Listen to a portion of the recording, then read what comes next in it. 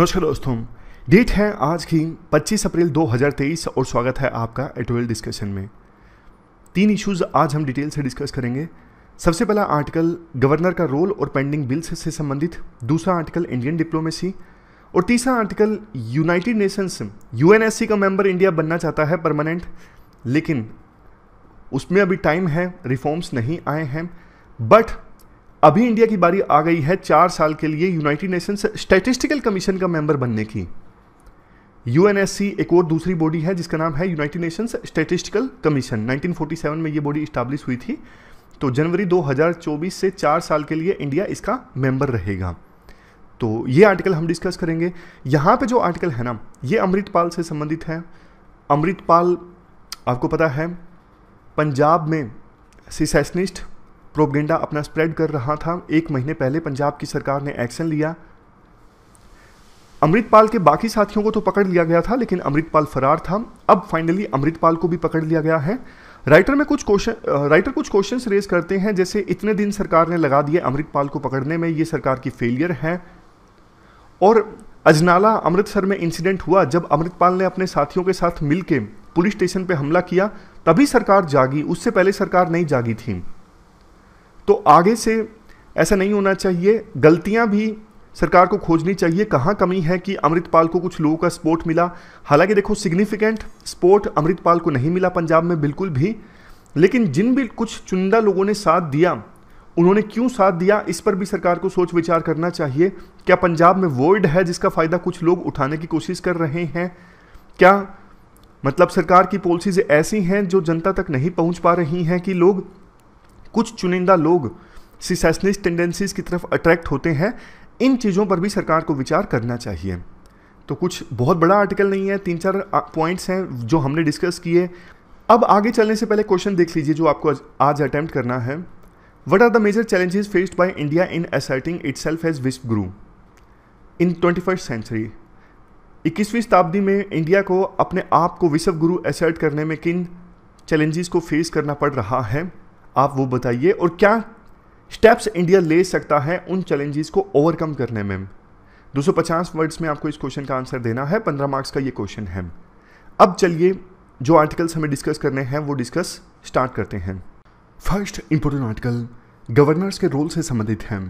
आप GS paper 2 के इस टॉपिक से आर्टिकल को रिलेट कर सकते हो। PDT आचार्य के द्वारा ये आर्टिकल लिखा गया है। देखो, बिल्कुल बेसिक्स से बात करते हैं, उसके बाद आपको कॉन्टेक्स्ट बताऊंगा। हमारे संविधान के आर्टिकल 200 में ये लिखा हुआ है, जब भी देखो स्टेट असेंबली से बिल पास होकर गवर्नर के पास जाता है ना, तो गवर्नर के पास क्या ऑप्शन होते हैं?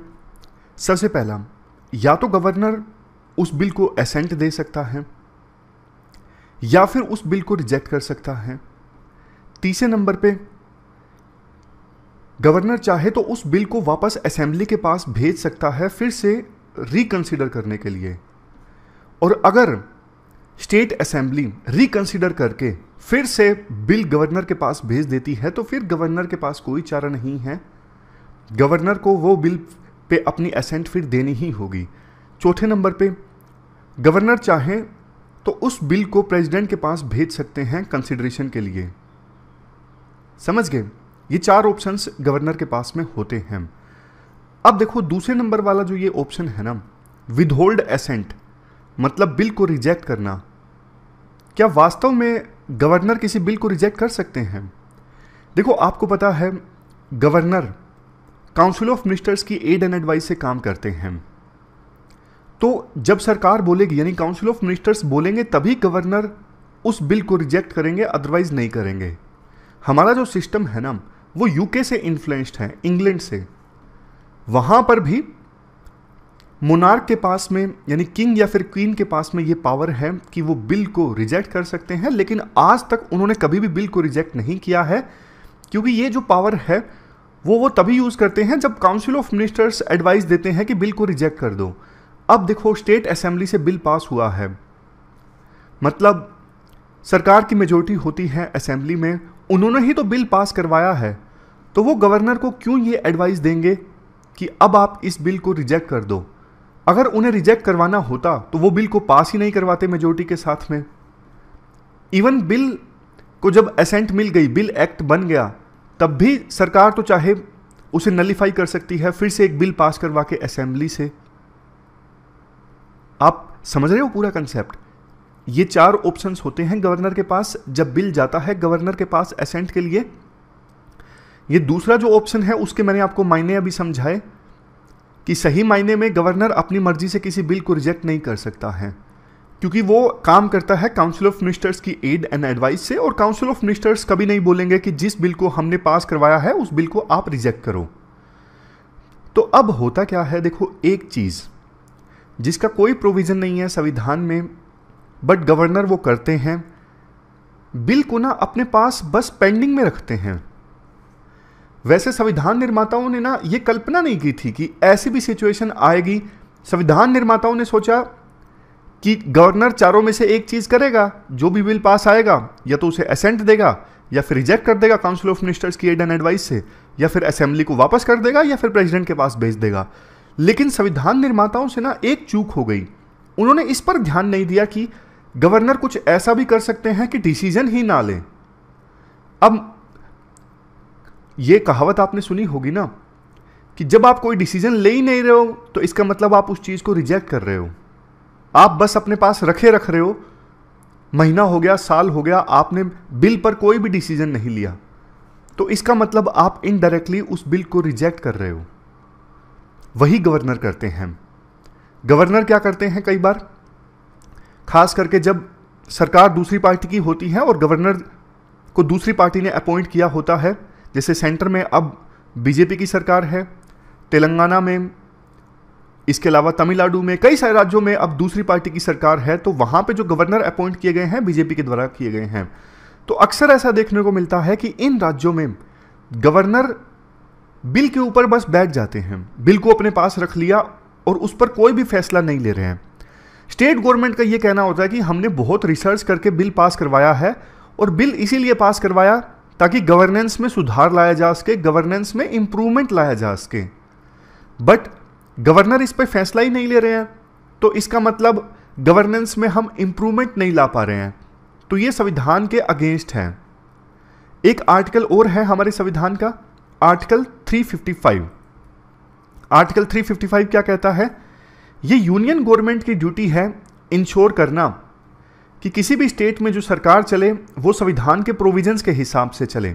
आप नीचे देखिए, ये ड्यूटी है यूनियन गवर्नमेंट की कि किसी भी राज्य में सरकार चले, राज्य सरकार, वो संविधान के प्रोविजंस के हिसाब से चले। हालांकि देखो, अलग सेंस के साथ में ये बिल प्रेजेंट किया गया था। ये बिल तो इसलिए प्रेजेंट किया गया था कि यूनियन गवर्नमेंट चाहे तो स्टेट में इंटरवेंशन कर सकती है इंश्योर करने के लिए कि सरकार चले संविधान के प्रोविजंस के हिसाब से। मतलब समझ गए, इस सेंस के साथ में ये प्रोविजन इंट्रोड्यूस किया गया था संविधान में। कल को किसी स्टेट में कोई दिक्कत आती है, संविधान का पालन नहीं किया जा रहा है, तो फिर यूनियन गवर्नमेंट इंटरफेयर कर सकती है उस राज्य की सरकार में।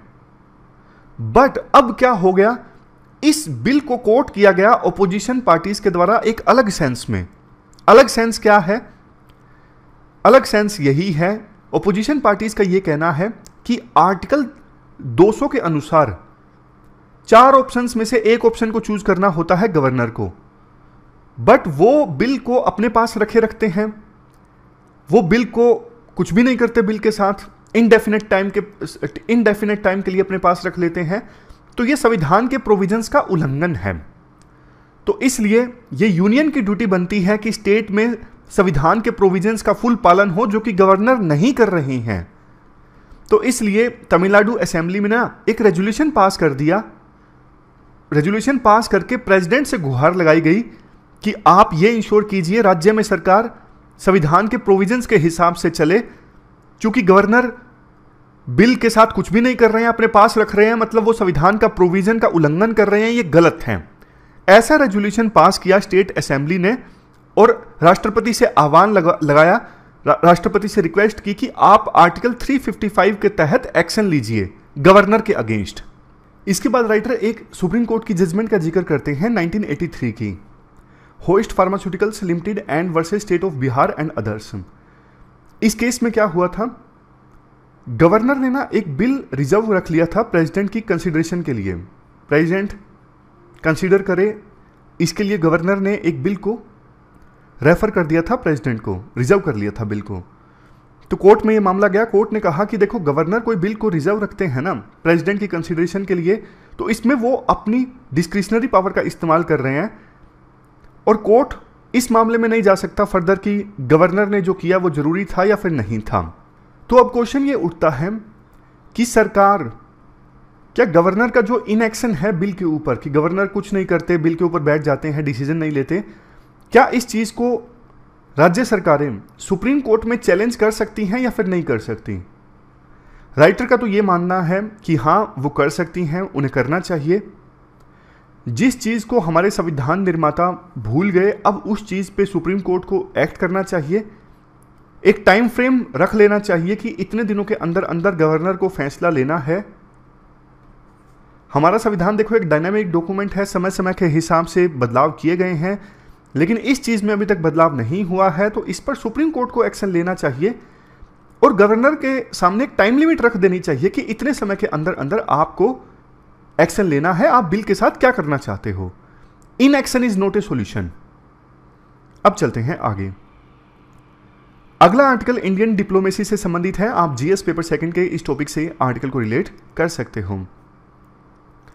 देखो 10 से 12 अप्रैल के बीच में यूक्रेन की first deputy minister of foreign affairs Bharat की यात्रा पर आई और इस यात्रा के दौरान उन्होंने ना साफ तौर पे एक आरोप लगाया कि अभी देखो ग्लोबल अफेयर्स में ना, ग्लोबल पॉलिटिक्स में इंडिया खुद के इंटरेस्ट को सर्व करने की कोशिश कर रहा है। कैसे? जैसे देखो वेस्टर्न कंट्रीज रशिया को आइसोलेट करना चाहती हैं यूक्रेन के ऊपर वार करने के लिए, बट इंडिया रशिया से तेल परचेज कर रहा है क्योंकि रशिया सस्ता तेल दे रहा है।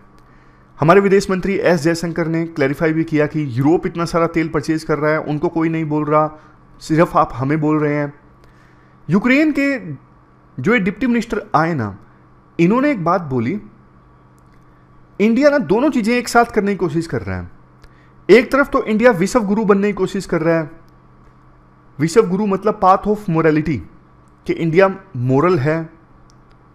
दूसरी तरफ इसी समय पर इंडिया अपने इंटरेस्ट को भी रिजर्व करने की कोशिश कर रहा है, मतलब रशिया से तेल परचेज करके इंडिया अपना फायदा भी देख रहा है। यूक्रेन की मिनिस्टर के अनुसार दोनों चीजें एक साथ नहीं चल सकती। इंडिया साधु संतों की धरती है, गुरुओं की धरती है, हमेशा से वर्ल्ड ने इंडिया से बहुत कुछ सीखा है। इंडिया आज भी विश्व गुरु बनना चाहता है, ग्लोबल टीचर बनना चाहता है, आर्बिट्रर बनना चाहता है, मतलब विभिन्न देशों के बीच में लड़ाई हो जाए तो उसे सुलझाना चाहता है। तो अब बिल्कुल सही समय है कि विश्व गुरु की तरह एक्ट करते हुए इंडिया को सही साइड लेनी चाहिए। क्लियरली रशिया एग्रेसर है हमारे अगेंस्ट, तो इंडिया को स्टैंड लेना चाहिए रशिया के अगेंस्ट। वैसे देखो इंडिया का स्टैंड साफ रहा है, कभी भी इंडिया ने रशिया के युद्ध को सपोर्ट नहीं किया है।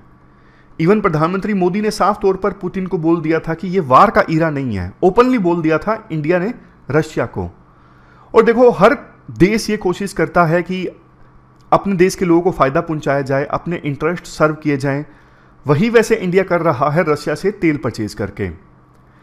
देखो इंडिया ने ना पहले भी इस प्रकार की चीजें की हैं, मतलब जैसे मैं आपको एग्जांपल देता हूं, यूएस ने ना वियतनाम पे ऊपर अटैक किया, इंडिया ने यूएस को क्रिटिसाइज किया। उस समय 1956 में यूके और फ्रांस की फोर्सेस ने ना इजिप्ट में स्वेज नहर के ऊपर अटैक कर दिया। इजिप्ट ने स्वेज नहर को नेशनलाइज कर लिया था, मतलब इजिप्ट की सरकार ने स्वेज नहर का कंट्रोल अपने हाथों में ले लिया था। तो यहां पर यूके, फ्रांस, इजराइल, इन देशों की फोर्सेस आई, स्वेज नहर को इजिप्ट की सरकार से छुड़वाया जा सके। उस समय भी इंडिया ने यूके, फ्रांस, इन सबको क्रिटिसाइज किया था। बट उसी समय यूएसएसआर के एक्शंस के अगेंस्ट इंडिया चुप था। सोवियत यूनियन ने इंटरवेंशन किया हंगरी में, उसके बाद चेकोस्लोवाकिया में, बाद में 1979 में यूएसएसआर ने अपने फोर्सेस अफगानिस्तान में भेजी। इन सभी मामलों पर इंडिया चुप था। ये वही बात हो गई, यूएसए ने कुछ गलत किया तो इंडिया ने डायरेक्टली बोला, यूएसएसआर के मामलों पर इंडिया चुप, क्योंकि यूएसएसआर इंडिया की हेल्प करता था कश्मीर के इश्यू पर। बाद में 1971 में फ्रेंडशिप ट्रीटी हुई, उन्होंने इंडिया पाकिस्तान वार जो हुआ था 1971 में उसमें इंडिया की मदद की। बट उस समय ना इंडिया के स्टैंड को ना एज सच विश्व गुरु प्रोजेक्ट से नहीं जोड़ा गया था, मतलब क्योंकि उस समय इंडिया अपने आप को असर्ट भी नहीं कर रहा था कि हम विश्व गुरु हैं, विश्व गुरु बनना चाहते हैं। उस समय बेशक इंडिया नेम का लीडर था और वेस्टर्न कंट्रीज ने बोला था कि ये इंडिया की हाइपोक्रेसी है, दोगलापन है कि हमारे एक्शंस पे इंडिया बोलता है, यूएसएसआर के एक्शंस के अगेंस्ट इंडिया कुछ नहीं बोलता है। बट अब सिचुएशन अलग है। अब इंडिया ने डायरेक्टली बोला है कि वो विश्व गुरु बनना चाहते हैं, वो चाहते हैं वर्ल्ड में पीस आए इंडिया की वैल्यूज से। पास्ट में इंडिया में बहुत सारी वैल्यूज थी, जैसे स्पिरिचुअल डेमोक्रेसी, मैं आपको दिखाता हूँ, एक सेकेंड रुकिए। एंशियंट इंडिया में कौन कौन सी वैल्यूज थी? स्पिरिचुअल डेमोक्रेसी, डाइवर्सिटी का सेलिब्रेशन, नेचर के साथ हार्मनी यानी नेचर के साथ सद्भाव, डेवलपमेंट जो आनी चाहिए वो नेचर को ध्यान में रख के आनी चाहिए, और डेवलपमेंट पॉलिसीज ऐसी हों जो गरीब से गरीब लोगों को ध्यान में रखते हुए बनाई जाएं, और पूरा जो वर्ल्ड है वो एक फैमिली है। इस प्रकार की वैल्यूज़ थी पहले एंशिएंट इंडिया में। तो इन वैल्यूज़ को फॉलो करके आज इंडिया वर्ल्ड में पीस इस्टेब्लिश करना चाहता है, डेवलपमेंट लाना चाहता है, और इंडिया इस चीज़ को लेके अब काफ़ी असर्टिव भी हो गया है। देखो, हर एक देश ऐसा करता है कि एक तरफ अपने इंटरेस्ट सर्व किए जाएं और साथ के साथ दुनिया में अपने आप को मोरल दिखाने की भी कोशिश की जाए। यूएसए देख लीजिए आप, यूएसए बड़ी बड़ी बातें करता है, डेमोक्रेसी आनी चाहिए, ये होना चाहिए, बट यूएसए डिक्टेटर्स के साथ में अपना अलायंस रखता है। सऊदी अरेबिया में अभी डिक्टेटरशिप है और बहुत सारे देशों में डिक्टेटरशिप है, लेकिन यूएसए उनके साथ अच्छी दोस्ती मेंटेन करके रखता है। कहीं कहीं पर यूएसए ह्यूमन राइट्स वायलेशन को पूरी तरह से इग्नोर कर देता है जहां पे उसको अपने इंटरेस्ट सर्व करने होते हैं। इवन साउथ अफ्रीका में जब अपेर्थीड था, रंग भेद की नीति जहां पे चलती थी, उस समय भी यूएसए ने कुछ खास स्टैंड नहीं लिया। साउथ अफ्रीका में इंडिया ने उस समय स्टैंड लिया था। तो मतलब यूएसए तो सबसे बड़ा दोगलापन वाला देश है पूरे वर्ल्ड में। ऐसा नहीं कि सिर्फ इंडिया ऐसा देश है जो एक ही समय में दोनों चीज़ें करने की कोशिश करता है, मोरालिटी भी प्रमोट करने की कोशिश करता है और अपने इंटरेस्ट भी साधने की कोशिश करता है। सभी देश ऐसा करते हैं और यूएसए उसमें सबसे आगे है। बट देखो, पहले इंडिया ने डायरेक्टली जवाब नहीं देता था। अब वेस्टर्न कंट्रीज इसलिए इंडिया के अगेंस्ट बोलती हैं। इंडिया ने स्पेड को स्पेड कहना स्टार्ट कर दिया, यानी क्लियरली बोलना स्टार्ट कर दिया है, कैंडिडली बोलना स्टार्ट कर दिया है। हमारे विदेश मंत्री एस जयशंकर ने यूएस में एक इंटरव्यू में कहा, इंडिया की रेपुटेशन यूएसए का एक न्यूज़पेपर तय नहीं करेगा। ऐसी बात उन्होंने बोली। उन्होंने कई बार बोला कि यूरोप के देश अपने गिरेबान में झांक कर देखें इंडिया को उपदेश देने से पहले। राइटर कहते हैं, देखो ये सब ठीक है, इस वजह से हमारे विदेश मंत्री देश में काफ़ी ज़्यादा पॉपुलर भी हो गए हैं। अपने आप को असर्ट करना कोई गलत चीज़ नहीं है। बट एक चीज़ यहाँ पे राइटर जो बोलना चाहते हैं वो ये है कि इंडिया जो वैल्यूज़ बोलता है ना कि हमारे एंशिएंट इंडिया में ये वैल्यूज़ थी, वो वैल्यूज़ क्या पूरे इंडिया में थी? क्या उन वैल्यूज़ का पूरी तरह से यूज़ किया गया था? जैसे एंशिएंट इंडिया में एक और कानून था, मतलब मैं आपको बताता हूँ, एक सेकेंड रुकिए, यहाँ पर ये वाला मत्स्य न्याय। मत्स्य न्याय मतलब बड़ी मछली छोटी मछली को खाती है। ये पॉलिटिकल आइडिया एंशिएंट इंडिया के टेक्स्ट में देखने को मिलता है कि ब्रेव और पावरफुल जो हैं उनकी हमेशा जीत होती है। क्या इंडिया इस बात को मानता है? ये भी एंशिएंट इंडिया का एक आइडिया है। इंडिया इस आइडिया को नहीं मानता। तो मतलब साफ है, जिन आइडियाज़ की इंडिया बात करता है ना, जैसे स्पिरिचुअल डेमोक्रेसी, क्या वास्तव में उनको रियलिटी में अप्लाई किया गया था? कितनी बार इन आइडियाज़ को इंडिया में अप्लाई किया गया है? इस पर भी एक बार डिबेट होनी चाहिए, इस पर भी एक बार सोच विचार होना चाहिए। तो ये पूरा आर्टिकल हमने डिस्कस किया इंडिया की डिप्लोमेसी से संबंधित। अब चलते हैं आगे। अगला जो आर्टिकल है वो लाइव मिंट का है, स्टैटिकल स्टैंडर्ड्स से संबंधित। इसमें देखो कुछ ही पॉइंट्स हम लेंगे जो हमारे लिए इंपॉर्टेंट हैं। जीएस पेपर सेकंड के इस टॉपिक से आर्टिकल को रिलेट कर सकते हो। कंटेक्स्ट देखो ये है, इंडिया जल्द ही यूनाइटेड नेशंस स्टैटिस्टिक्स कमीशन का मेंबर बन जाएगा। जनवरी 2024 से इंडिया का कार्यकाल स्टार्ट होगा और 4 साल के लिए इंडिया मेंबर बन जाएगा। इससे पहले भी वैसे India United Nations statistical commission का मेंबर रहा है और पॉसिबिलिटी है, यानी संभावना है कि इंडिया चेयरमैन भी बनेगा अपने इस कार्यकाल के दौरान यूएनएससी का। सिक्योरिटी काउंसिल नहीं है, यहाँ पे यूनाइटेड नेशंस स्टैटिस्टिकल कमीशन है। एक बात बताइए, बेसिक्स की एक बात पूछता हूँ, स्टैटिस्टिक्स में कौन कौन सी चीज़ें आती हैं? सबसे बेसिक एग्जांपल आपको बताता हूँ। क्रिकेट में जो प्लेयर्स होते हैं उनके स्टैटिस्टिक्स में ये सारी चीज़ें दी होती हैं। कितने मैच क्रिकेटर ने खेले हैं, कितने रन बनाए हैं, कितनी बार नॉट आउट रहा, स्ट्राइक रेट कितना है, सेंचुरीज कितनी बनाई, 50 कितनी बनाई, ये उस प्लेयर के क्या होते हैं? स्टैटिस्टिक्स। तो स्टैटिस्टिक्स का मतलब होता है collection, interpretation, analysis of data. बहुत जगह यूज होता है स्टैटिस्टिक्स का, जैसे बिजनेस में यूज होता है, डेटा कलेक्ट किया जाता है, उसके बेस पे फोरकास्टिंग की जाती है, एनालिसिस किया जाता है कौन सी चीज़ बिक रही है, कौन सी चीज़ नहीं बिक रही है।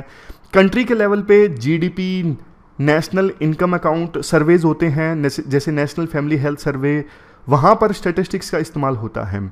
आप समझ गए? कंसेप्ट क्लियर है आपको? स्टैटिस्टिक्स का मतलब क्या होता है?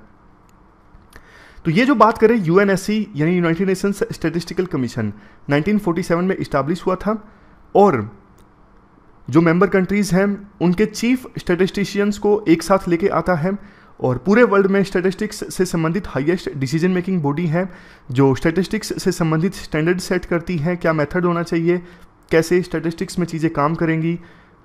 हमारी तरफ से ना 2 बार 2 लोगों ने चेयर किया है इस बॉडी को। पहली बार पीसी महलनोबिस ने और दूसरी बार वीआर राव। इन्होंने क्या क्या दिया, क्या क्या अपना कंट्रीब्यूशन दिया जब ये चेयरमैन बने यूएनएससी के, वो देख लीजिए। इस पर क्वेश्चन आ सकता है या फिर केस स्टडी में हम लिख सकते हैं। राव ने कई सारी डेवलपिंग कंट्रीज की स्टैटिस्टिकल ऑर्गेनाइजेशंस को स्ट्रॉन्ग किया, कई सारे देशों की हेल्प की ताकि वो हाउस होल्ड सैंपल सर्वेज को कंडक्ट कर सकें और उसके बाद डिसीजन ले सकें। महलनोबिस ने शुरुआती सालों में काफ़ी हेल्प की इस बॉडी की। उन्होंने एक सब कमीशन बनाने में हेल्प की, सब कमीशन ऑन स्टैटिस्टिकल सैम्पलिंग। इसकी सहायता से मतलब सब कमीशन बनने के बाद में सैंपल सर्वेज की एप्लीकेशन को यूज़ करना काफ़ी आसान हो गया अलग अलग फील्ड्स में। तो ये 2-3 जो कंट्रीब्यूशन है ना, ये इंपॉर्टेंट है, इसके बारे में क्वेश्चन पूछा जा सकता है। बाकी तो देखो अब इंडिया काम करेगा इस, अभी देखो सबसे इंपॉर्टेंट एक चीज़ जिस पे फैसला लेना है ना, SNA 2025। SNA मतलब सिस्टम ऑफ नेशनल अकाउंट्स, मतलब कैसे नेशनल इनकम, जीडीपी, जीवीए ये सब कैलकुलेट किए जाएं, ये इस पर आधारित होता है। SNA पर, सिस्टम ऑफ नेशनल अकाउंट्स कैसा है। अभी ना SNA 2008 पे पूरा ये जीडीपी वगैरह की डेफिनेशन, नेशनल इनकम वगैरह की डेफिनेशन आधारित है। तो नया SNA डिसाइड करने पर फैसला लेना है आने वाले कुछ समय में। तो इंडिया अब मेंबर होगा तो इंडिया अपने व्यूज़ प्रेजेंट कर सकता है। तो ये पूरा आर्टिकल हमने डिस्कस किया। हमारी आज के इस डिस्कशन में इतना ही है। 3 इश्यूज़ को आज हमने डिटेल से डिस्कस किया। Thank you very much for discussion.